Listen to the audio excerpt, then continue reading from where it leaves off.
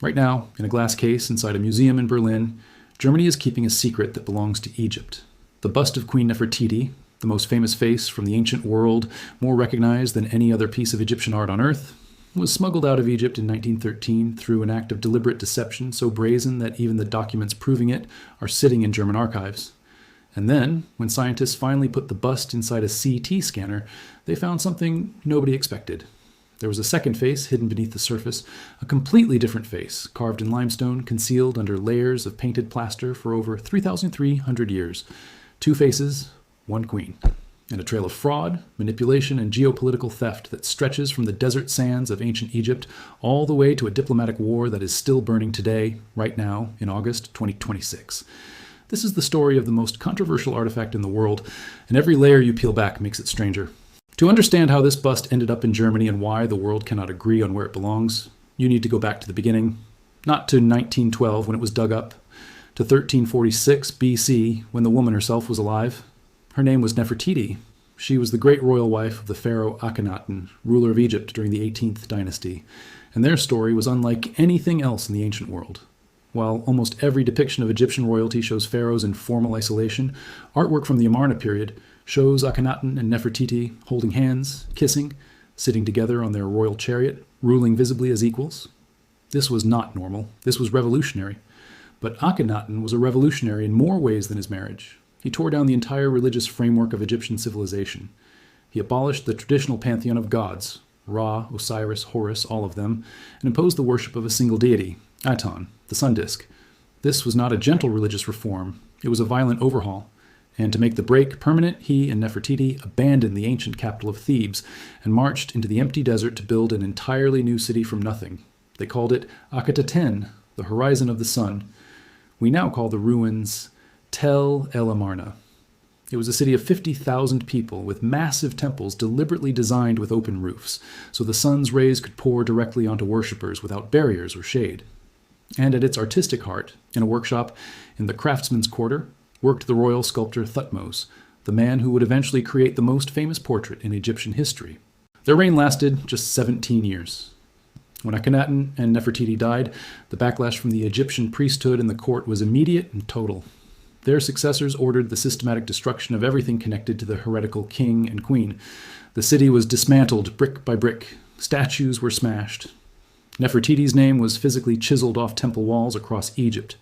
Within 30 years, the magnificent capital that had been home to 50,000 people was completely abandoned.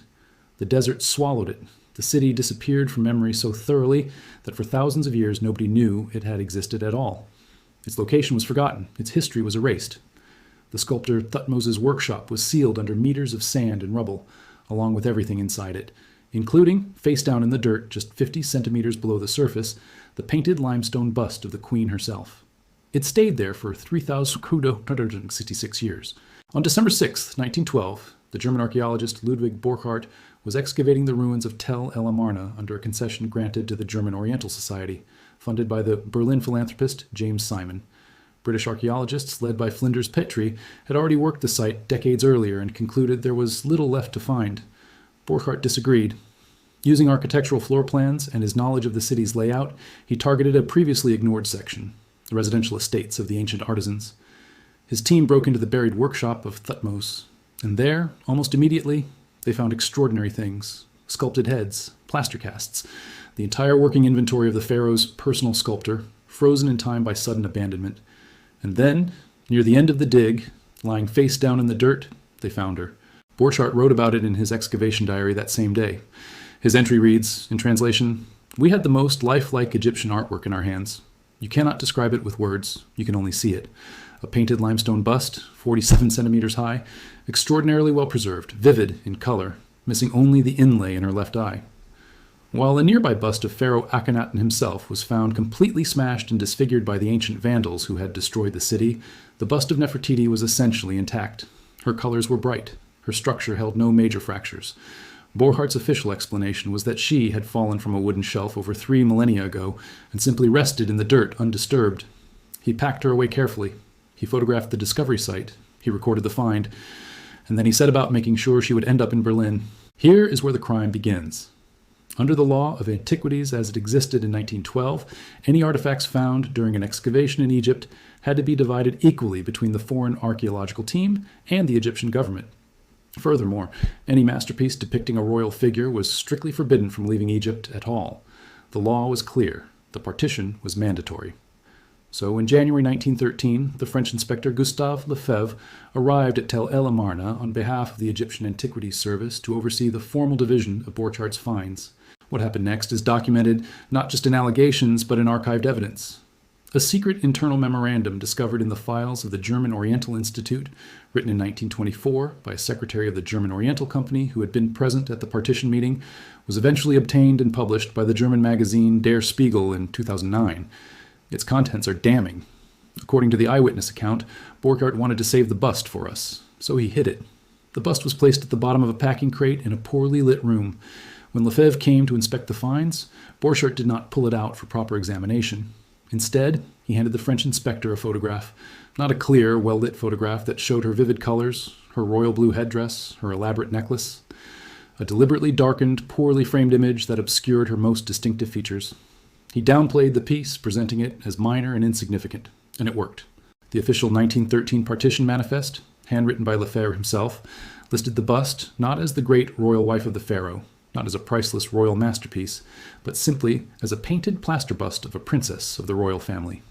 By deliberately misidentifying the material as mere plaster, when in fact the core was solid limestone, and stripping her of her royal title entirely, Borchardt cleared her for export in the paperwork. The most important piece of Egyptian royal art in existence sailed to Germany hidden inside a shipping crate, legally invisible. Borchardt had looked an Egyptian government inspector in the eye and performed one of the most audacious acts of cultural theft in archaeological history. And he knew exactly what he was doing. He wrote in his own diary that the bust was exceptional beyond description. Then he described it to the Egyptian authorities as a minor plaster piece of a princess. Both written records, both in German, both preserved in archives, tell a story that does not require speculation. The bust arrived in Berlin. James Simon kept it privately for over a decade. It was not publicly displayed until 1924. When Egypt finally saw photographs of it, the government was furious. They immediately demanded its return and threatened to ban German archaeological excavations in Egypt entirely. Germany ignored them. The bust stayed in Berlin. In 2007, a team led by Dr. Alexander Huppertz, director of the Imaging Science Institute at Berlin's Charité Hospital, transported the bust to a medical facility and subjected it to a high-resolution 64-slice computed tomography scan. The technology was vastly more advanced than a previous low-resolution scan conducted in 1992, which had hinted at something inside but could not resolve the details. The findings were published in 2009 in the journal Radiology, and they changed everything about how scientists understand the bust's creation. There were two faces, not metaphorically, literally two carved faces, one inside the other. The outer face, the smooth, idealized queen with perfect proportions and vivid painted colors that the world knows, was the outer stucco layer. Beneath it, carved directly in the limestone core, was a second face, a slightly different face. The inner limestone face had creases at the corners of the mouth, a small but clear bump on the bridge of the nose. Less idealized, more human, more real. Someone at some point during the bust's creation had made a deliberate decision to smooth those details away. The wrinkles around the mouth were filled in with plaster. The bump on the nose was corrected. The shoulders were reshaped. The queen was given a facelift by her own sculptor 3,300 years before cosmetic surgery existed as a concept, and then painted over, leaving the inner reality hidden beneath the perfected surface. Dr. Huppertz described it this way. We learned that the sculpture has two slightly different faces. The limestone core beneath the stucco is not just a structural support as previously assumed. It is a skillfully rendered and fully detailed work of art in its own right. Until the scan was done, nobody knew. The bust had been studied, photographed, and analyzed for nearly 100 years, and the second face inside her had gone completely undetected. It took a hospital CT machine pointed at a 3,300-year-old Egyptian artifact to find it. These findings landed in the middle of a controversy that had been simmering since 2009. Swiss art historian Henri Stierlin had published a theory after a 20-year investigation claiming the bust was a modern forgery from 1912. His argument was specific. First, the preservation was scientifically implausible. A heavy limestone and plaster object falling from a wooden shelf onto a stone floor would not survive intact, while the pharaoh's own bust nearby was smashed to pieces. Second, the vertical cut of the shoulders was bizarrely unusual. Almost all Egyptian sculpture from 3,000 years of tradition used horizontal shoulder cuts. The vertical style looked distinctly modern and European. Third, Stirling noted that Cairo in the early 20th century was the counterfeiting capital of the ancient world, with skilled forgers using genuine ancient materials to produce fake artifacts for wealthy European museums. His theory was that Borchardt had commissioned a local sculptor to create a replica using authentic ancient plaster and pigments found in Thutmose's workshop, as an experiment in studying Amarna artistic techniques. And when German royals arrived unexpectedly at the excavation site, Borchardt panicked and presented this freshly painted experiment as an ancient discovery. A photograph was taken. He was trapped. Admitting the truth meant humiliating the German royal family and destroying his career, so he shipped the fake to Berlin and buried the truth. The academic establishment did not accept the forgery theory, but Stirling's challenge forced a rigorous examination of the scientific evidence. And what that examination produced was fascinating. The plaster composition of the outer layer is a highly specific chemical formulation found exclusively in the Amarna period context. A 1912 forger, using ancient materials from the site, could theoretically replicate this, but the second piece of evidence was far harder to dismiss. German Egyptologist Ralph Krauss measured the bust using the ancient Egyptian unit called the Egyptian finger, which equals exactly 1.875 modern centimeters. Ancient Egyptian royal portraiture was constructed using a precise proportional grid based on this unit, a system that the Egyptological community in 1912 barely understood and had not fully decoded. When Krauss measured every proportion of the Nefertiti bust against this ancient grid, he found perfect alignment. The distance from the chin's base to the crown of the headdress, the width of the cheekbones, the exact placement of the mouth relative to the eyes, every dimension fell on the ancient Egyptian proportional grid to within the expected tolerance of handcrafted ancient work. A forger working quickly at a field excavation in 1912, even a skilled one, would not have possessed the specialized knowledge needed to accurately reproduce a forgotten system of measurement with this level of precision. The forgery theory collapsed under this evidence. Museum curators also found another bust from the same excavation with vertically cut shoulders, confirming that the style existed in ancient times, just rarely. In September 2024, Zahi Hawass launched a new international petition calling for the bust's return to Egypt. He said plainly that Egypt has legal rights to retrieve Nefertiti because it was stolen. The petition targets Germany's culture minister, the Prussian Cultural Heritage Foundation, and the Neues Museum directly. By late 2025, momentum around the repatriation had grown significantly. In December 2025, during a meeting in Athens, a forum of 15 UNESCO member countries, including China, Iraq, and several Latin American nations, began drafting a joint memorandum to UNESCO, calling for a reconsideration of international cultural property law, specifically to address artifacts removed through deception during the colonial era. One of the leading Egyptian voices in the repatriation movement said publicly in early 2026 that velvet diplomacy is over. The era of gentle negotiations is finished. Germany's position has not moved. The Prussian Cultural Heritage Foundation maintains that the paperwork was signed and the partition was legal. German officials state that any formal request must come through government-to-government diplomatic channels. And the bust stays in Berlin. It stays in its specially designed domed room in the Neues Museum, displayed as one of the crown jewels of Germany's cultural heritage, drawing thousands of visitors every single day. What makes this particular stand so difficult to defend in 2026 is that the evidence of deception is not ambiguous and is not in Egyptian archives. It is in German ones. Borchardt's own diary, written on the day of the discovery, confirms he understood immediately that he had found something of supreme importance.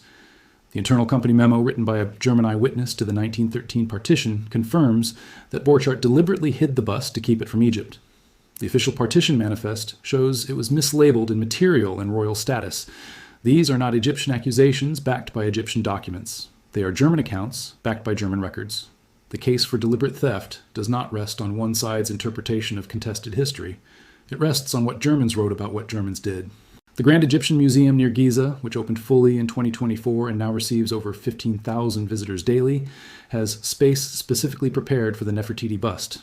Hawass and Egyptian officials have repeatedly dismantled the argument that Egyptian institutions lack the infrastructure to properly display and protect the artifact. The Grand Egyptian Museum is one of the most advanced museum facilities on the planet. Germany's rationale for keeping the bust has shrunk to little more than possession, and the assertion that the paperwork, despite everything documented about how it was obtained, was technically signed. She survived 3,300 years under the desert sand. She survived being buried face down in the dirt while the civilization that created her was erased. She survived being smuggled out of her own country in a shipping crate labeled as a minor plaster piece. She survived the Second World War, when the Nazi regime actually considered returning her to Egypt as a diplomatic favor and ultimately chose to keep her. She survived the forgery allegations that briefly threatened to strip her of her authenticity. And she sits today, in August 2026, behind climate-controlled glass in a foreign country, legally held, morally contested, staring outward with her one painted eye at a world that still cannot decide what truth and justice look like when they are separated by a century of politics. The CT scanner found a second face hiding beneath the perfect surface. The archives found a second story hiding beneath the official paperwork. Both of them say the same thing. The beauty the world admires was always a carefully crafted cover over a rougher, more complicated reality underneath.